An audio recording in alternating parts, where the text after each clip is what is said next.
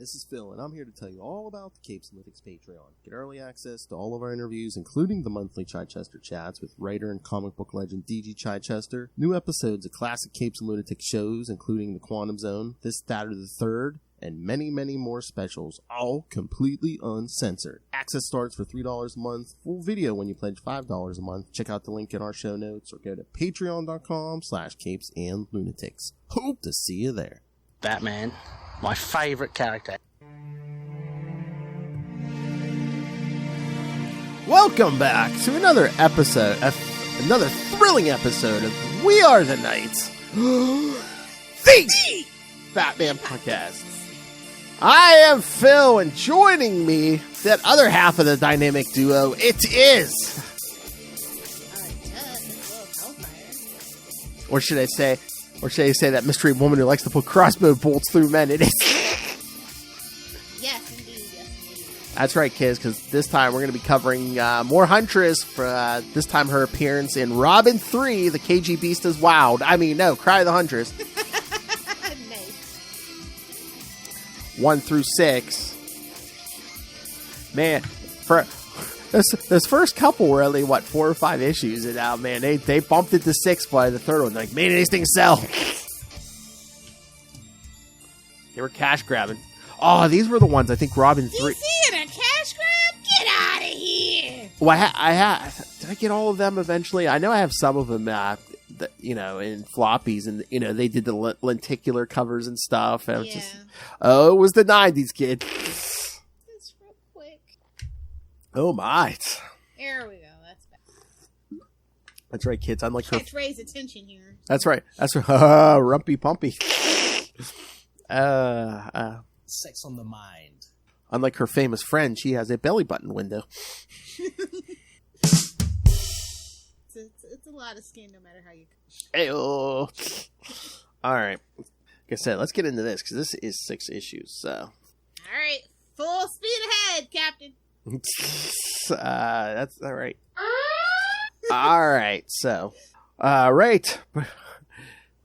Pretty much almost. We're almost at nightfall here. Robin 3. Cry the Huntress. Number 1, December 1992. The Hammer. Hey, Little Hammond College. All right. Writer, Chuck Dixon. Friend of Signal of Doom, Chuck Dixon. Penciler, Tom Lau. Inker, Bob Smith. Colorist, Adrian Roy. Letterer, Tim Harkins. And editors, Dennis O'Neil and Scott Peterson. The gang's all here. That's right. No Kelly Puckett. While attempting to bust Or up... Wiener. Whoa! It's never as good for Lilith if there's no wiener involved. It's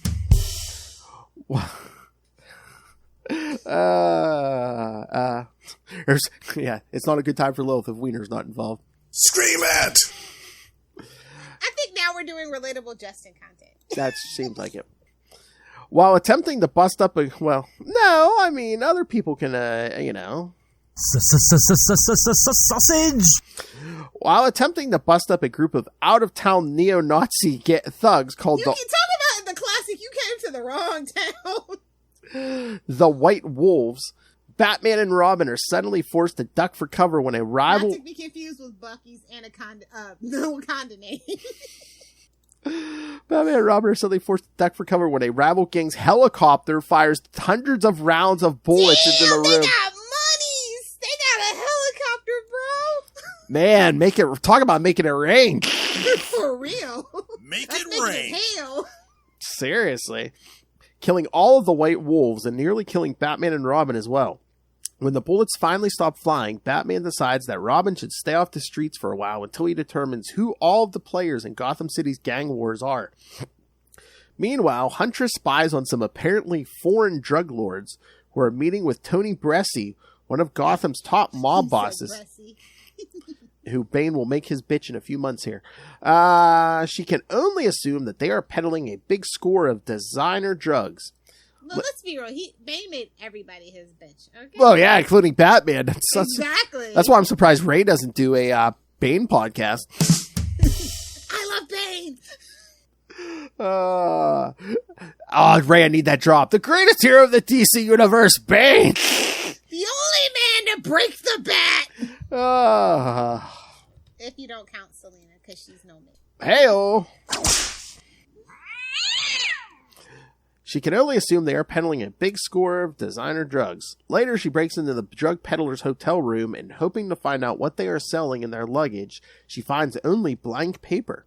Oh, it's LSD. Whoa! Drop it like it's hot. You know. Drop it like it's hot. Well, acid. That's so retro. I don't know, though. The paper is a certain size. I don't know. Yeah, exactly. At school the next morning, Tim Drake is invited by his friend Ives to his birthday party. Afterwards, he has an encounter with a teacher, Miss Hollingsworth, who suspiciously asks after his father, Jack's recovery. That night, he joins Ives and his family in Little Odessa for the birthday party. That's Russia, for those that you don't know. Thank you. Or Ukraine. I mean, it's the 80s, so I don't... Or the early 90s, so I think it still technically should probably be Little Russia. Hey. But again, maybe they changed the name. Maybe they changed the name to protect the innocent.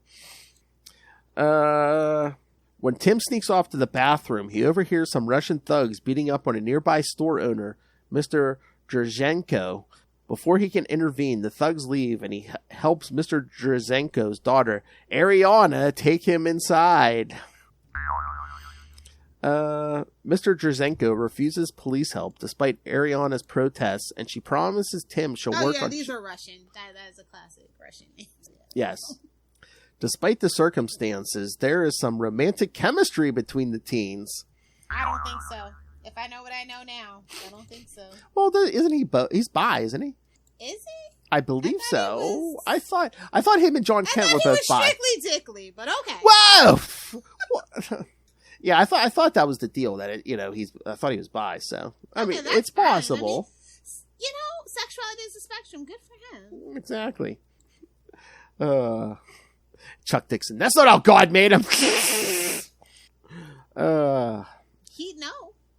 That's true. Elsewhere, the thugs who beat Mr. Drzenko return to their commissar, who is disappointed in their failure to make him cooperate. He orders them to return later and bring a shadowy figure with them, one whom he claims will not disappoint. When he returns home to Drake Manor, Tim encounters his father. When Tim expresses an interest in going to Wayne Manor to run a computer program, a cover for going out as Robin, his father forbids it. He's like, why are you hanging out with that old ass man? Stay your ass at home. I don't need you. I don't like it. I don't need you, I don't need you walking in on one of his rich man orgies. Come on. Exactly. Or Alfred's sexy butler party. Oh, yeah. That's not a feather duster. Oh, it is. It's just whoa, the wrong place. What? Slow down. I need this for drops. Slow down. I need this for erotic drops. Slow down. I need this for the Patreon. Disappointed, Tim complies, but only until his father falls asleep. Then he sneaks down to the wine cellar where Harold has installed a secret passage to the Batcave. Hitting the streets as Robin, Tim feels guilty for both disobeying his father and his mentor's orders to stay out of trouble. It's fun getting into trouble. That's all I can think of is that stupid board game. He's like, or like the Don't Wake Daddy game. That one. Could have stayed and got in trouble in the wine cellar, you know? Exactly, like a normal kid. Oh my. Like a normal rich kid, you know? Yeah. Tim stakes out the Drzenko's printing shop, waiting out past 1 a.m. until a car full of armed goons parks outside. He hopes Batman won't find out as he leaps into action. He manages to save Ariana from one of the gunmen, but not before the store is set aflame by one of the goons' flamethrowers. Oh yeah, Russian. Flamethrowers, classic Russian. Yeah. Now where's the Molotov cocktail? He feels as though he's winning until he is faced with the goons' leader. He recognizes his new adversary from Batman's Files as the KGBeast. Back again. California. He realizes that he is way out of his league. I don't know, man. KGBeast, first appearance, man. Depending on what iteration. He was a badass at his first appearance, and in everything since. I mean, now Robin's going to be taking him down. I'm like, yeah, he... Imagine the creator of KGBeast was like, who? I think that was Jim Starlin. I think that's who did the issue. Oh, my Lord. I know. Be like, what are you doing, Dixon? Like, suck it. Oh, yes, I was right. This issue was published with an alternate cover featuring a lenticular panel. I like that word, lenticular. Don't know what it means, but I like it. Lenticular print. It's provocative. It gets the people going. Lenticular printing is a technology in which lenticular... Oh my God, Phil, shut up! I was joking! I clicked on the link! They know Americans are idiots, so they have a link for everything. I know. And this issue is reprinted in Robin Triumphant. Whatever that means. I wonder if they just... Is it triumphant because tri means 3? Oh, hell! Or maybe they just, when they collect it, if they collect this in trade, instead of calling it Robin 3, they just called it Robin Triumphant. Okay. Because Robin 2, instead, if they collected that, they probably just called it Robin Joker's Wilder or something. Yeah, true. Well, they could have called it Cry the Huntress. That's what I thought. They don't want to give... What do we know? Don't give that broad credit, Chuck Dixon said. Probably. All right, thoughts, or should we get to the next one? It's a perfectly fine setup. We can just keep it moving. Yes. Robin 3, number 2, January 1993, The Beast. The Beast. By the same people. Beauty and the Beast. And the KGBeast. Well, kinda. Huntress. Yes, and the KGBeast. Yes. So we don't get sued. Yeah, I got a beef with Disney. I don't care. Yeah, but I don't want to go up with Copyright law's not on their side anymore, boys! But I don't want to go against their lawyers. And the government's got a hard on for the mouse. It's fine. We can get away with it. Wow. For now. At least your buddy DeSantis. Not my buddy. I Not know. my pal, not my guy. And that's your buddy, pal. As Robin is faced with the threat of KGBeast, he fears for his life. He realizes, wow, he has not faced the KGBeast before. The Beast has met Robin before. KGBeast easily snaps Robin's battle staff in two and just... They just make him so incapable. It's so annoying. Oh, well, again, I mean, he's still supposed to be KGBeast is supposed to be a badass, so you don't want Tim giving him too much. And again, this is early Not in right Tim's... now. It's only the second issue. And it's early in Tim's career, too. But again, fear just like floods him. He's just like, oh crap, he met Jason Todd as Robin. I'm sure he pissed him off. Yeah. I'm sure he's like flicking lit cigarettes at him or something. He's sure he's angry. And just as he prepares to shoot the Boy Wonder down, Mr. Drzenko fires a shotgun blast into his shoulder. The Beast retaliates with a fatal shot to Ariana's horror. The thugs begin to escape in their car with Ariana as a hostage. Robin gives chase, breaking a paint bomb on the windshield and forcing the vehicle to stop. Angrily, KGBeast gets out of the car and commandeers a public transit bus, dragging Ariana with him. Well, good for them. They're carpooling. Green Russians. Before he can do much to stop them, Robin is suddenly faced with the gross Ghost Dragons gang. Damn it, Lynx, he's busy! Chuck Dixon wanted his shekel. I mean, when in Rome. True. Led by Lynx, they fight and Robin is too outnumbered to withstand their attacks. Fortunately, he is saved by Huntress. Together they repel the gang, despite Huntress's displeasure that Batman has never told Robin about her. Talk about showing some skin. Yeah. Hubba hubba. Yeah, I don't know if I'd want to be telling a teenage boy about this woman running around in the middle of the night either. Like, hey, her eyes are up there. Don't be a Damien. Don't look at her belly button.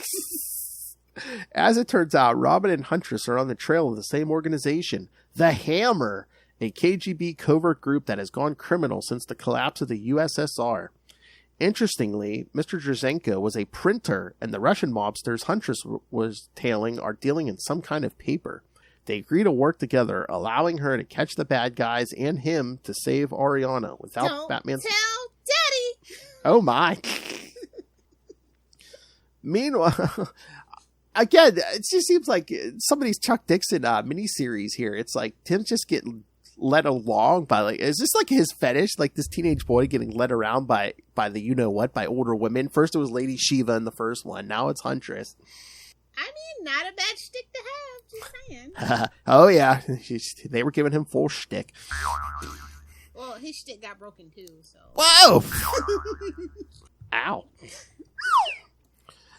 He's a teenage boy. It's fine. It'll bounce back. Hey-oh. Meanwhile, Lynx returns to her master, King Snake. Boo! Get out of here, King Snake! Boo! You know, honestly, I wouldn't be surprised if Robert Pattinson's Batman meets King Snake, because that's just the kind of universe he lives in. They don't get his own HBO Max series. Exactly. Or Max series. That sounds like James Gunn's kind of people. I'm just saying. Which wrestler is going to portray King Snake? Undertaker? Oh. Oh no, that's what. Oh no. I don't even know any wrestlers, to be quite honest. Yeah, I know. It's been a while since I watched wrestling. I don't know. Here's a bunch of Guardians of the Galaxy people who are suddenly free. I don't know. Oh my God, is this what Batista's going to be? No, he said he's done with the physical roles. He wants something to show off his thing. But if James asked him to, I think he would probably. You know what? I say go for it. Is Ric Flair still alive? It's but I swear, Dave, it's a classy role. It's a blind ninja master. Okay. Oh, Roman Reigns, is he still working in the business? I don't know. Ask my dad. I don't know. Ask my dad. Text him real quick. It's important, though. We're casting a movie over here. Lilith wants to know if Roman Reigns still in the business. Oh, and was that last week? Shout out, rest in peace, Iron Sheik. Yeah. Yet somehow Ric Flair's still chucking along. Woo! And Hulk Hogan too. Anyway. Well, you know it's keeping. As a Floridian, I'm allowed to say that. It's fine. We know it's keeping Hulk Hogan alive, banging other people's wives. Sorry, Papa. King Snake's. No, you didn't get that payday you were looking for. Here's the deal, kid. All right, King Snake's interest is piqued when he hears that Robin was saved by a woman. He resolves to increase his resolve.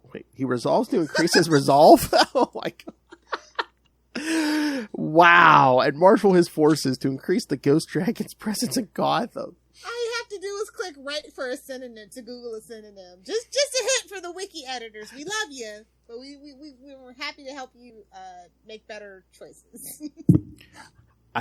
I was speaking to make my speech. The commissar is angered by KGBeast's decision to kill Mr. Drzenko when they needed his services, while drawing the attention of Gotham City's vigilantes. But he is pleased to hear that Tony Bresci has accepted their terms. With her father dead, the commissar orders his men to kill Ariana. The next morning at school, Tim wonders what the KGB wants with tear-proof paper, but he is soon called away to talk to the school counselor, Miss Hollingsworth. Over the course of their discussion, it becomes clear that she and his father, Jack, suspect that Bruce Wayne has been beating Tim up, given his bruises and the amount of time they spend together. Tim struggles to come up with an alternative explanation. No. Are they implying an erotic relationship? Nah, I think they're alleging child abuse, but he should have been like, again, this reference will be decades later, but it's like, no, it wasn't Bruce, it was Alfred. Exactly. It's funny though. Yeah. All right, so. I mean, they're kind of on the right track, to be quite honest. Yeah. This one had another lenticular cover. And depending on the angle it was viewed, you saw either Robin or Huntress. All right. Anything else? No. We can keep going. We have to find out what he tells the guidance counselor.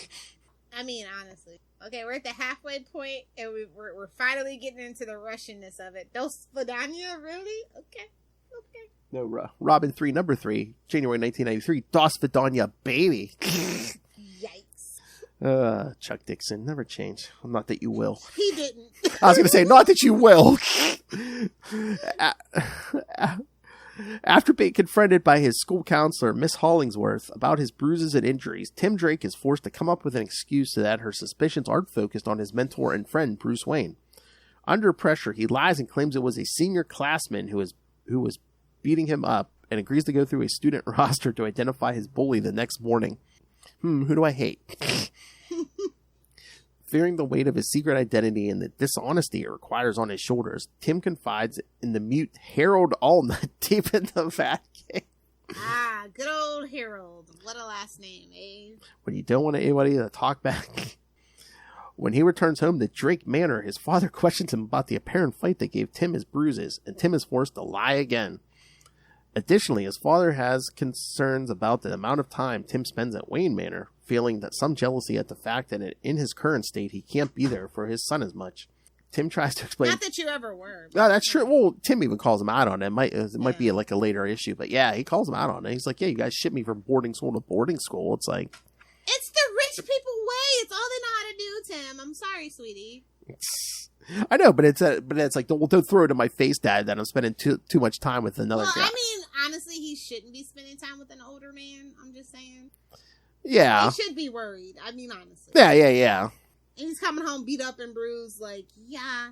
And he's not even a poor kid, so what are your thrills you're getting out of this if it's not money? That's definitely something to be worried about. Oh, yeah.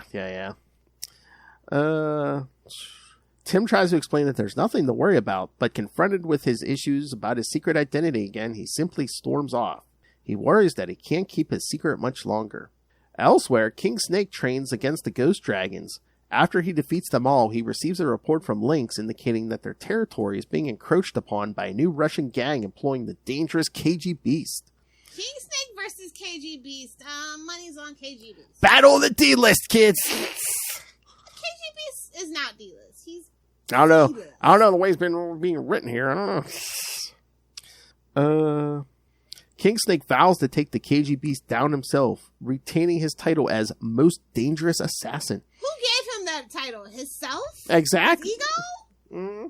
It's like, babes, don't make Lady Shiva come down here and kick your... I mean, these famous people, man, they give themselves titles and they speak it enough. People will start believing it. I mean, people thought Jean-Claude Van Damme could really fight, or Steven Seagal even. People thought, yeah, I know. People thought Steven Seagal could actually lift his leg. Oh my God! Did you ever see that show where he was like a deputy? Yeah. Oh my Lord! That reality. I didn't believe that was real for a second. That was so funny. It just because like if they had to chase after a suspect, he let the other guys run after him because he can't run it. And then when he showed up, like say it was like a person of color, he'd be like. The snowflake Steven Seagal was like, man, what are you doing, man? It's like, oh my God, this is such a train wreck. Ooh, Salty and Petty idea, worst reality TV show. Oh yeah. Do you remember the one where Tony Danza was a teacher? I remember hearing of it. I don't think I saw it. I watched the first episode. It was. Oh. You know, I'm a huge Who's the Boss fan. Yeah, we should do that. We're gonna make a top most terrible reality TV shows that you may have never heard of. Make it so. I would like the ship to go fast now. I would like the ship to go fast now. That night, Robin arrives late to his meeting with Huntress, who reveals that the Russians belong to an organization called the Hammer. Better than the Hand. Oh, the Hammer. I think Lilith dated him in college. Whose scare tactics are keeping information about them scarce. Their discussion is interrupted by a man who reveals that he and the other Russians of Little Odessa had fled Russia to escape the Hammer. His disgust for the organization leads him to help the vigilantes and give up the Hammer's location. Robin, time to lay the hammer down. Hell. Robin and Huntress take the aggressive approach, and Tim works out some of his frustrations by knocking heads. They work the old Peter Parker approach, I see. Right, he was like, I wanted some of those international relations. They work their way inside a casino and are forced to... Mr. Gorbachev, tear down these walls! Oh my. They work their way inside a casino and are forced to fight nearly all of its patrons before Tim notices one of the same hoods who kidnapped Ariana after her father was murdered. Robin gives chase and manages to knock the thug to the ground. When he asks about Ariana, though, he is told that she was killed. His anger rises, and Huntress arrives just in time to prevent him from crossing a line. Frustrated, Robin simply runs away. Elsewhere, the commissar of the Hammer orders that one of his men go to Amsterdam for a special project, while Lynx questions the thug that Robin took down moments before. King Snake is intrigued by the audacity of the Hammer's plans and takes it upon himself to commandeer the plan for his own ends, leaving Lynx to kill the snitch as she pleases. The next morning, Tim wakes up late and is horrified to discover that he has a huge black eye that he'll have to explain to Miss Hollingsworth once he gets to school. You know what he should have done? He should have went to Alfred and said, hey man, put some makeup on me. Wake up to makeup, baby. I was thinking about that, but I don't know if wake up, because it was like swollen shut. So, I mean, yeah, you wouldn't, Or just put a little bee stinger in there, That's right. I just decided to just randomly to come to school with an eye patch today. Arg, matey. Oh, it's not Talk Like a Pirate Day? Dang. All right. It's not Pirate Friday? Okay. Once again, a lenticular cover, this time showing Lynx and Kingsnake. Oh my god, Lynx and Kingsnake got a gimmick cover. Oh my god. Chuck Dixon totally wanted that freaking shekel. Shekels. Oh, this story takes its name from a much better story. What, Das Vidania, baby? No. Oh. Issue 4. Oh. Okay, yes. Robin 3, number 4, February 1993. Fall from Grace. Yes! Exactly. The classic Daredevil story by Mr. D.G. Chichester. Also known as I got Red the Batman. good mic. What? Red Batman. Also known as Red Batman. Yes. I got the good mic out for you guys. And remember, kids, the only man in the business who can write ninjas. If you're not D.G. Chichester, you can't write ninjas. Just saying. It's kind of been proven true. Like, people that have written the hand after him and stuff. I'm just saying. Exactly. What has the hand become? Again, Marvel. Bring this man back to write one of those, set in the 90s miniseries for Daredevil. Come on. And Elektra. Or do two series. One with Daredevil, one with Elektra. Yeah. We'll buy it. Come on. We'll manifest it. Don't worry about it. The full moon's coming soon. We'll mend it. I'm trying. Oh, that's what I was going to tell you on the Ultimate Spider-Cast. Did you see, I guess, next year they're doing a bunch of... It's not one of those, YA novels. They're doing like a series, they said, of adult novels, like What Ifs. And one of them is What If Moon Knight got the symbiote? The world would literally burn to the ground. Can you imagine? Man. Yeah, Cletus has a symbiote, but holy shit, Moon Knight? I mean, lock your doors, hide your wives, hide your daughters, hide your liquor. How much easier would it be to cut faces off? Moon Knight, a guy who runs around in a white and outfit, relieving people of their facial features. And then eating their brains. Yeah. Oh, yeah. The gooey center, yeah. Yep. That's right. It's a Batman show. We're gonna disparage Moon Knight. What's fair is fair. We mentioned Batman. We mentioned Moon Knight. What's fair is fair. Although we mentioned Red Batman too. Although I should pull a Ray and just bleep every time we say Moon Knight. That would be funny, actually. Or anytime we say Doug Minch. Oh no! But just bleep half of it. Be like Moon bleep. Doug bleep. Bleep Mitch. Batman, my favorite character. Well, we are talking about the Huntress, so Ray actually might hear this, so I'm sorry to make you listen to all this, Ray. If he sees the video in that navel, yeah, he's listening. It'll lull him into a false sense of security. Look at that chest, Ray. She can't even see that belly button. Or her shoes. I don't know how she put... Lilith Hellfire had seen her shoes since she was 10 years old. That's why I moved to Florida, so I could wear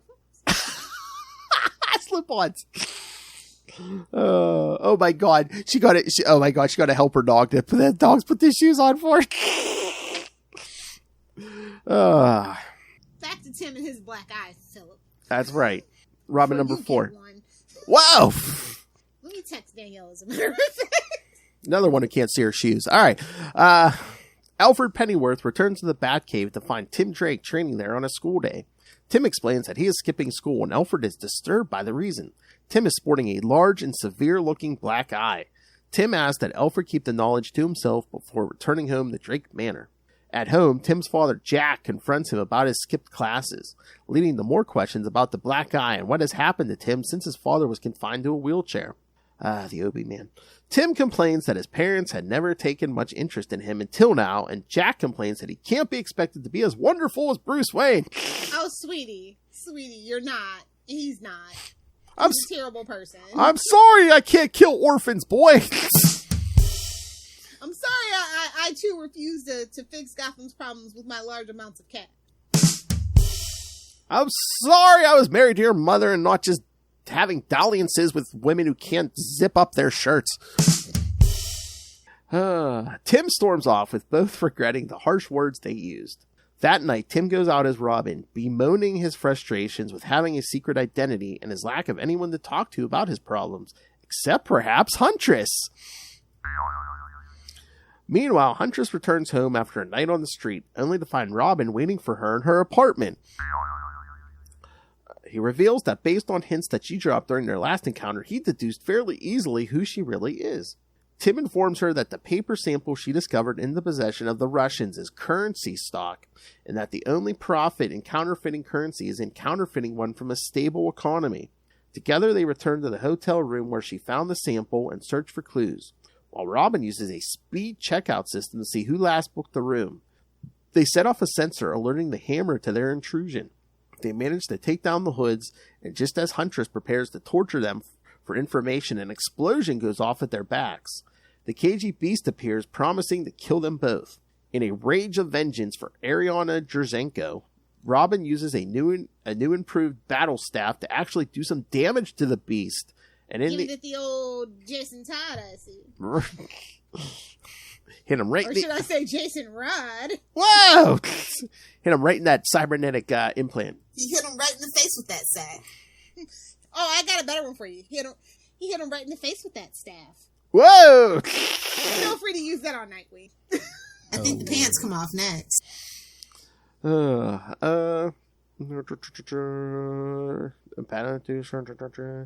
the ensuing confusion, Huntress and KGBeast are knocked out of a window and left dangling from a ledge. Once she is sure that Robin has a hold of her, Huntress lets go of the KGBeast, letting him fall to the street below. I don't have to save you. Well, I survived anyway, so screw you, lady. Seems like in his first couple early appearances, like KGBeast keeps getting dropped off of roofs and stuff. Keeps getting dropped on his head, you say? Although he kind of did it to himself in his first appearance, because remember Batman had him like tied around the wrist so KGBeast chops his own hand off. Yeah, it's a nice trick if you can pull it off. Yeah, it's only a trick you can do twice, you know?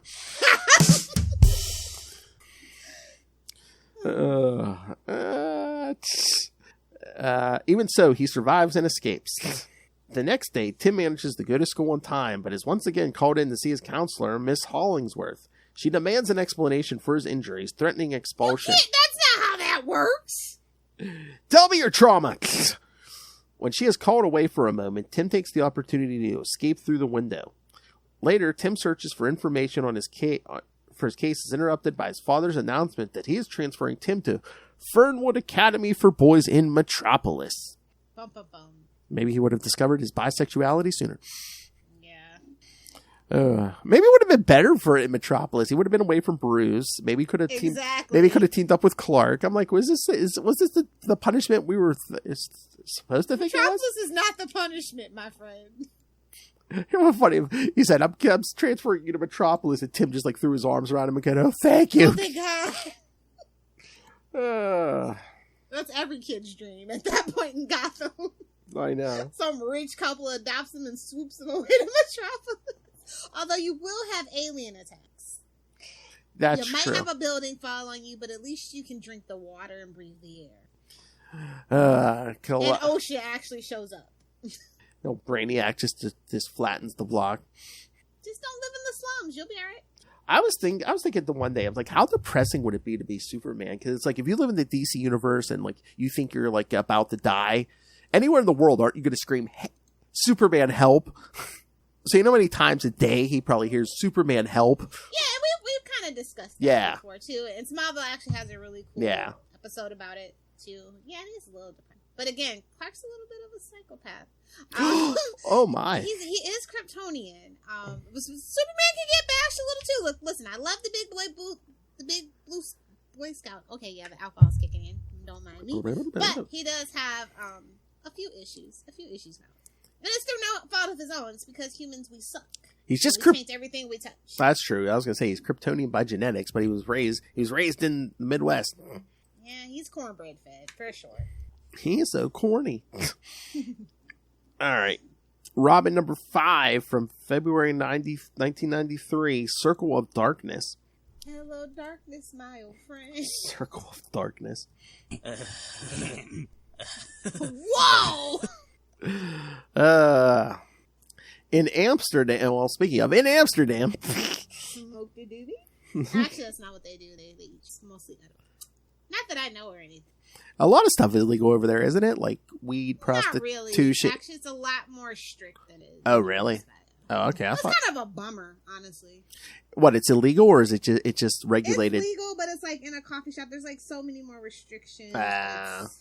It's not as cool as like American dispensary. And isn't it like legal prostitution or something? It is. I believe they even have a union or something. Oh my! Which makes it great for everybody, the customers and the ladies. Keeps it safe. Yeah, but isn't a union supposed to keep you from not getting screwed? Well, I have my thoughts on that. I will just keep it moving. I stand with the writers. I said supposed to. I said supposed I stand to. with the writers. And until they get the money they deserve, they shouldn't. And nobody should be forced to cross a picket line for corporate greed. Exactly. Even if it is Ryan Murphy. Pay these people. Anyway. Meet these people's demands so they can get working on Daredevil's Born Again already. Yeah, exactly. The only reason why I care. No, I'm kidding. No. All right. Oh, did you notice how like Robin and Huntress in these issues are wearing this Superman commemorative armband? Of course. Everyone was at this. It's too soon though. There was an issue where I don't want to get upset again, Phil. Remember that issue where Azrael was dressed as Batman and they're fighting Killer Croc and he was wearing the armband? Sum up the 90s in one panel. Azrael dressed as Batman wearing a Superman commemorative armband. Oh, wait, hold on. Let me do this F in the chat. Superman. Oh my god, I gotta put that on social media. I'm like, sum up the 90s in one panel. And I gotta find that panel. F in the chat for Superman. Don't spill that alcohol. Almost. In Amsterdam, the Hammer's hitman, Vidor, recovers some discs from a contact in return for some negatives being used by the commissar to blackmail him with. Remember negatives, kids? That's what we made pictures from. No, they don't. If they're young enough. Like I told you, somebody's kid was watching Stranger Things, and they were like, "What's that room? What are they doing in that room?" I'm like, "Babes, it's a dark room, and they're developing film." They're like, "Film? From a camera?" Remember when we used to take pictures and take them to the drugstore to get developed? If you splurge, I'm old enough to remember splurging for the hour. Photos in an hour. Yeah, I remember when we thought that was speedy. Oh, in an hour I'm gonna have my pictures. Oh, wow! I literally have a Polaroid that prints. Not like the old school Polaroid, but like actually like good 4K definition. Oh, really? It just prints, yeah. Nice. So yeah, times have how they've changed. Exactly. Rather than exchange the negatives, Vidor simply kills him. Exactly. Have we tried killing them yet? Absolutely the best approach. Exactly. Life pro tip from Lilith Hellfire. In the back, have we tried... Use at your own discretion. Lilith Hellfire is not responsible for your lawyer fees. Have we tried sleeping with them, then killing them? Lilith Hellfire. I mean, honestly, it's kind of one of... Oh, my. You got to make that, split-second decision. Either way, men are disposable in Lilith's life. Hey-oh. Either get the little death or the big death, kids. In the Batcave, Tim Drake considers giving up his role as Robin, having been enrolled by his father in a school in Metropolis, and having disobeyed Batman's orders and taken up with the Huntress. Alfred tries to reassure him, but he can't hide his own misgivings about Tim's activities. Even so, he takes Tim out in the van to meet with Huntress. Enabler. Yep. I mean, look what he did for Bruce. So yeah, of course he loves it. He lives for it. Can I meet the Huntress too? I heard she had a nice belly button. She may enjoy these butler parties we have. Maybe we can hire her to dance. Robin explains to Huntress that the Russian gangsters they met had used their real names and that they are involved in a patented method of creating counterfeit-proof currency for world powers. This means that they plan to join with the Hammer in creating counterfeit currency that could pass for currencies belong to those countries who believe Fun fact, America is the only currency that is like actually easily counterfeited in like now in modern times because we still use paper stuff. Everywhere else is like a really weird blend of like plastic and linen and things like that. Like a lot of people's currencies are like waterproof and like a lot of their smaller bills are like coins, instead, things like that. So yeah, America's real old-fashioned one. It's super easy to this day to counterfeit, and it's not that hard. Haha, see if you can counterfeit those drop bears.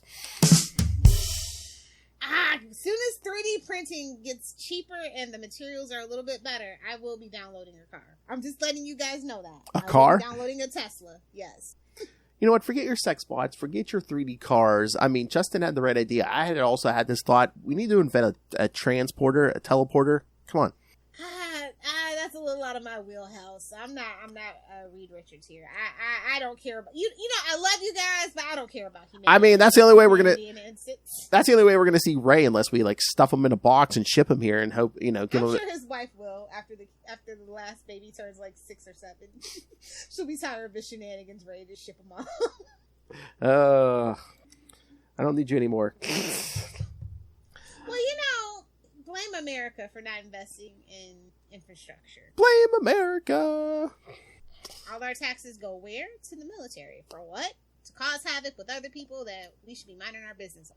$10,000 toilets. I'm very rich.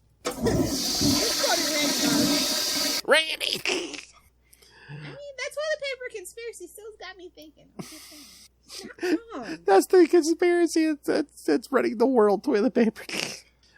Mr. Jajenko, who the KGBeast had murdered, was intended to print the counterfeit money. They checked several printers across Gotham City for the counterfeiters, but turn up nothing. Finally, they discover a suspicious operation and sneak inside. However, they are watched from above by the ghost dragons. Robin notices that the money that the Hammer is printing doesn't appear to be a real currency, but they continue to talk about it as though it would be worth a fortune.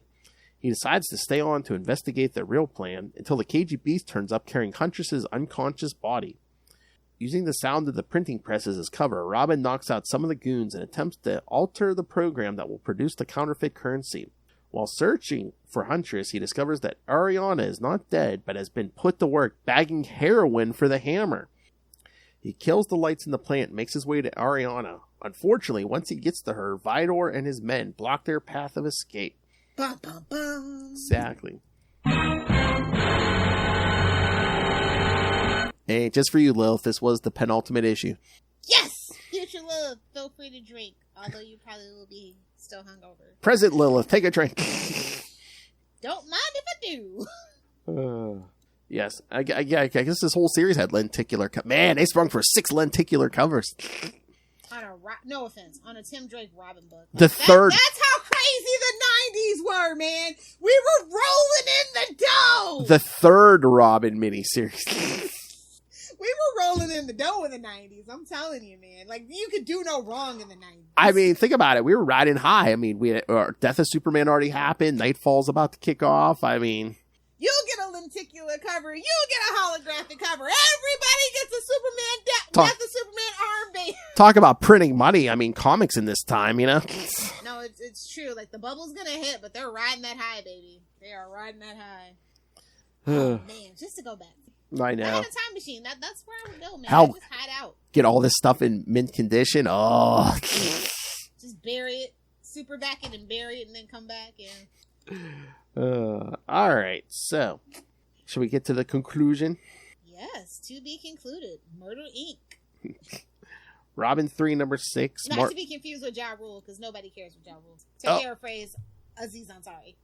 Burn. Treat yourself. To paraphrase Dave Chappelle, actually.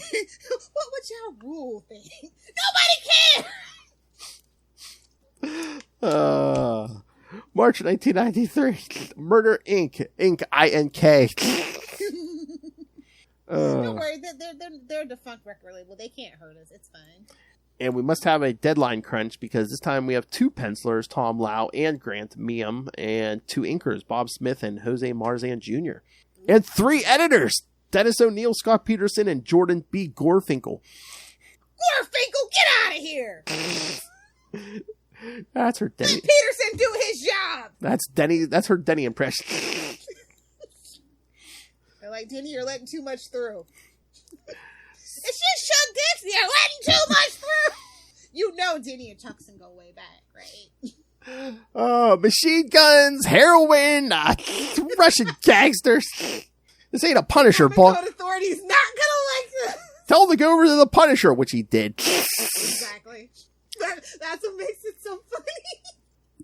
Perfect fit as far as I'm concerned. Suddenly faced with trying to get an innocent girl out of a processing plant full of thugs, Robin goes to work on taking them out, using the fact that he shut the lights off earlier and his night vision lenses to his advantage. Turn out the lights? What is this, a Spider-Man musical that's doomed to be bankrupt? Don't be up on them wires, kid. Broadway reference. Chef's kiss. Classy. Unfortunately, when the lights come back on, he is temporarily blinded.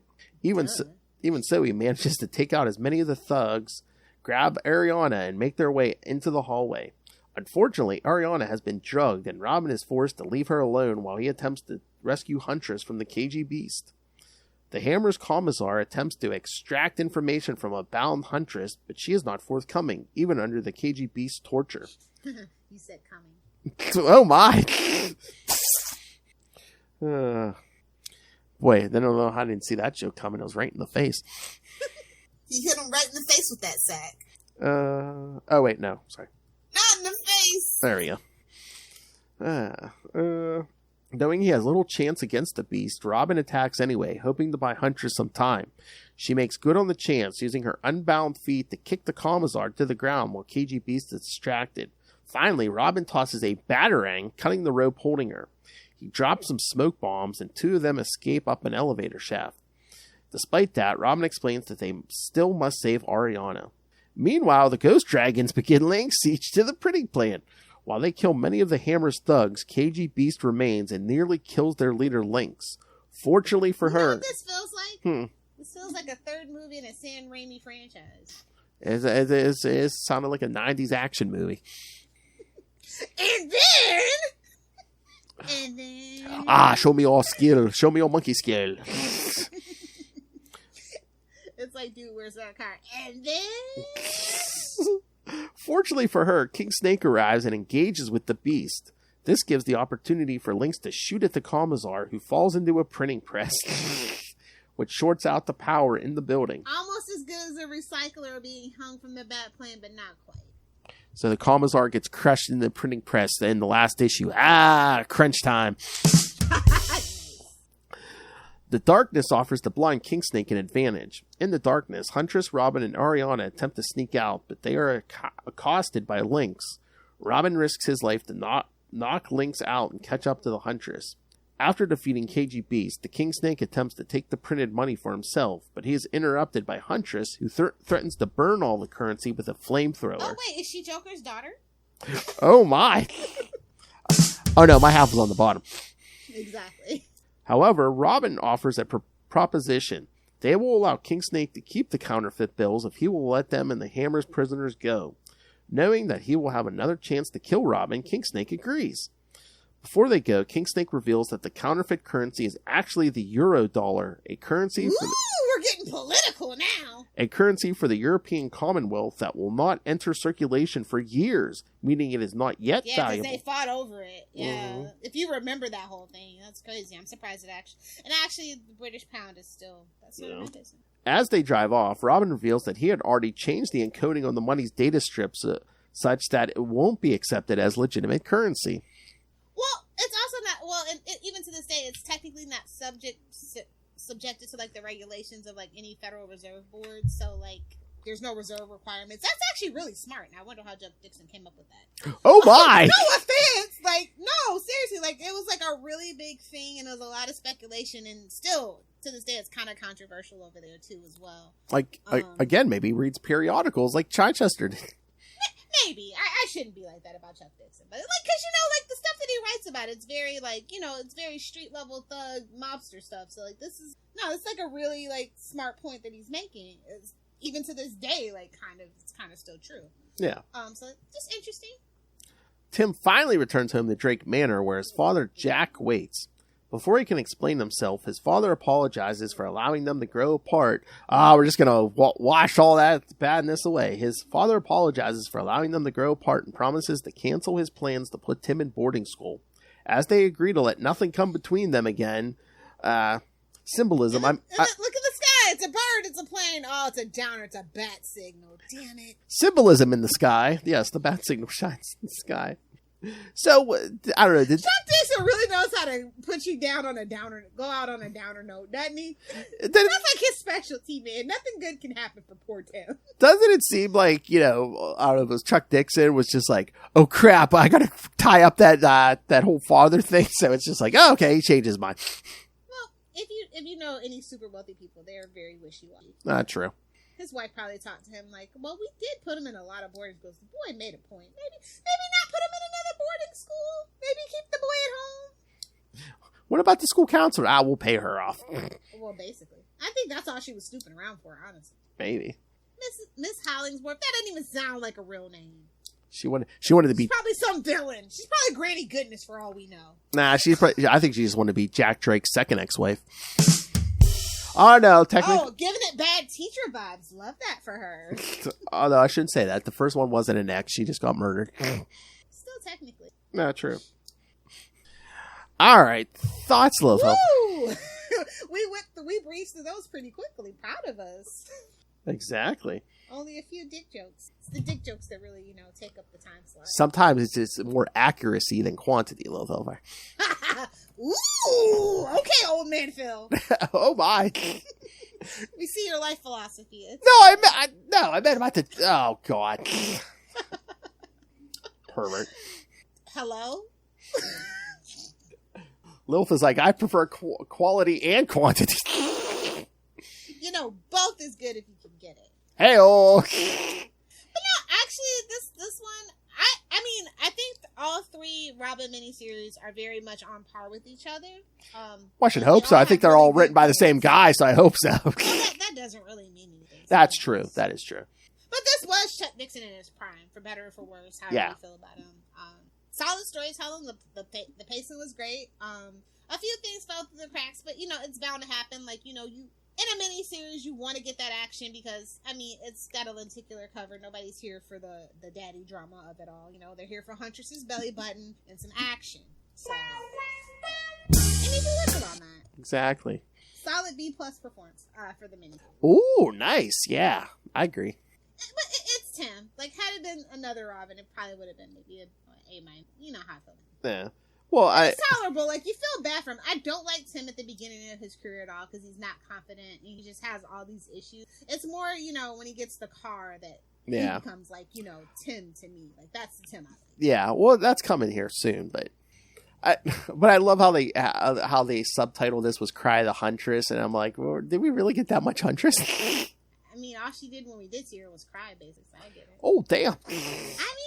They could have gave him a stronger performance, but again, it is perspective. There for some skin in it, literally. Early 93, we're men writing a woman, yes. I wouldn't even say writing, I'd say featuring a female side character. True. Featuring. What do you mean Batman never mentions me? Exactly. But, it could be worse. It could have been Frank Miller. Oh, that's true. Hey, I heard your mother was a whore, your daddy was a gangster. Your mother's a whore! She's like, no, that's Catwoman, actually. Her whole family can suck it. So, yeah. What did the assassin say before he killed Huntress's whole family? Her whole family can suck it. Suck these lead bullets! Oh!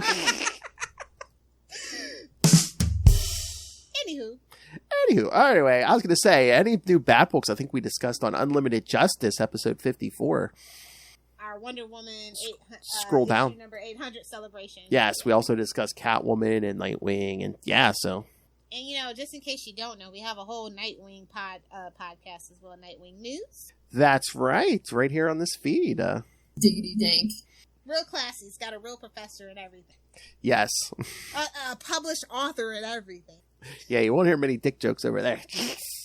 Like I said, feel free to use my staff drop anytime you need to. Kristen is a lady, unlike this broad over here. Exactly. I don't know. I kind of like we have a mix of people, Yeah, that's what makes our network great. We all come from all different walks of life. I mean, how attractive would it be to come listen to this podcast if we were all the same exact person? Although you and Joe. If the whole podcast network was just two old white guys bitching about shit. Exactly. All I was going to say, you got plenty of that on YouTube. Well, I was going to say, although you and Justin are more and more becoming the same person. We were always the same person. It just becomes more apparent with every episode. Oh my God, you're X-23. They just cloned you from Justice. I wouldn't doubt it. My mother often did say I wasn't born, but I was spawned. So, Nice. It's starting to make sense. All right, so... On that note, what homework do we have? That's what I was going to say. Here, I guess I better pull up the schedule. All right. All right. Do we need anything in preparation for the Catwoman, Batman war or anything like that? Wait, what? I don't have anything unless you want to put it. No, I don't care either way. I just throwing it out there. I know how you love clicks. But I told you we're doing another Huntress month, so yeah, I prefer a Huntress month.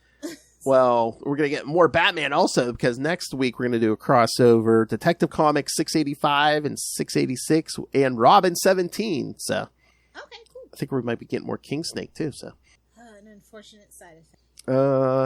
And if you like your Huntress stories with the word cry in it, come back in 2 weeks as we do Batman Huntress Cry for Blood 1 through 6. Nice. And then we may be able to get Lilith Hellfire at the end of the month to join me and Justin when we cover Detective Comics 671 through 673 when Joker tries to create the Death of the Batman movie. Maybe. And then loses all interest when he figures out it's not the original Batman. Just like Lilith. Joker. 90s Joker with the ponytail. Yes. I think also written by Chuck Dixon. Also, you have to have a Dixon. I was going to say this almost might be a Dixon, but I forget it. I don't think he writes Cry of the Hunt or Cry for Blood, but I think all the other ones he might. Oh my God. What is this? Signal of Doom? Exactly. No, he's not actually here, so it couldn't be Signal of Doom. Oh, true. It's hot. It's fresh. Signal of Doom. All right, kids. So send us your thoughts. More Huntress. Make sure. Oh, and again, in September, when Lil takes her sabbatical, Justin and I will be doing a whole month of... the cat's away, the mice will play. A whole month of Azrael stories, getting us that much closer, quicker to the Azrael ongoing series of the 90s. Hey, we're programming for Justin, or for Russell, okay? So It's fine. Every podcast has its audience. That's true. All right, kids. So, yes, send us your thoughts. Email us, CapesandLunatics@gmail.com, or call the voicemail, 614-382-2737. That's 614-38-CAPES. And remember, you can find all things Capes and Lunatics, social media, episodes, merchandise, the Patreon, where Lilith gets drunk and rants like an old woman at old comics. Find it all at tubespace.io/CapesandLunatics Podcast Network. That's Tubespace. No, it's where I drink to keep my sanity because Phil tortures me with terrible comic book choices. Oh, you're going to spend your month in the asylum. What are you worried about? Tubespace.io/CapesandLunatics Podcast Network. And again, if you want to make suggestions on what we should cover, subscribe to the Patreon. Subscribe to the Patreon. No, you want to make any programming suggestions, subscribe to the Patreon. And also, yes, please check the show notes for the GoFundMe for our good friend Charlie Esser's family. Charlie Esser, who we just lost not too long ago. Yeah. Let's bring you down. All right. Let's... Way to go, Chuck Dixon. End on a bummer note. But it needs to be done. We really do appreciate any help that you can provide to us. Yes. All right, so let's end this on a bright, cheery, happy note. Lilith Hellfire! Oh, God! Oh, you came to the wrong neighborhood indeed. If you want to be friends with your old internet granny, feel free to friend me on... Wow! I thought she was going to tell you these people what to do to yourself. What? Yeah, your whole family can suck it. Lilith Hellfire, find me. I'm thinking about getting a fifth dog. You'll get pictures of puppies and random cryptic, posts. Either do the 6 or do the 9. You know where to find her on all good social media. Just follow the trail. Either do the 6 or do the 9. Superior Puss. Power of the penis. Facebook wouldn't let me change my my URL to that. So. What, Superior Puss? Yeah. Man, look at her advertising. Jeez. It's all rape and murder, I'll tell you that. Oh my God, they probably wouldn't change it to that, rape and murder. Definitely not. All right. Thank you for joining us, Ray. All right, kids, come back in 1 week for more Huntress, Detective Comics, and the Robin crossover.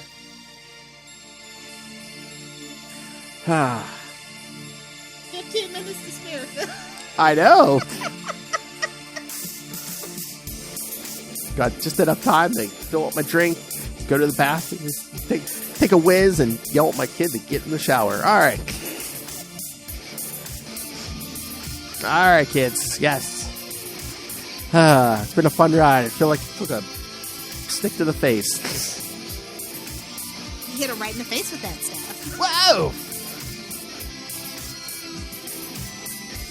All right. Thank you for joining us. And again, if you want to hear a lot more Chuck Dixon, go check out Signal of Doom by some crazy Australians. All right, kids. We like them here. Exactly. Proud member of the collective. Gobble, gobble. All right, kids. Until next time, join us. Same bat time. Same bat station. We are the night.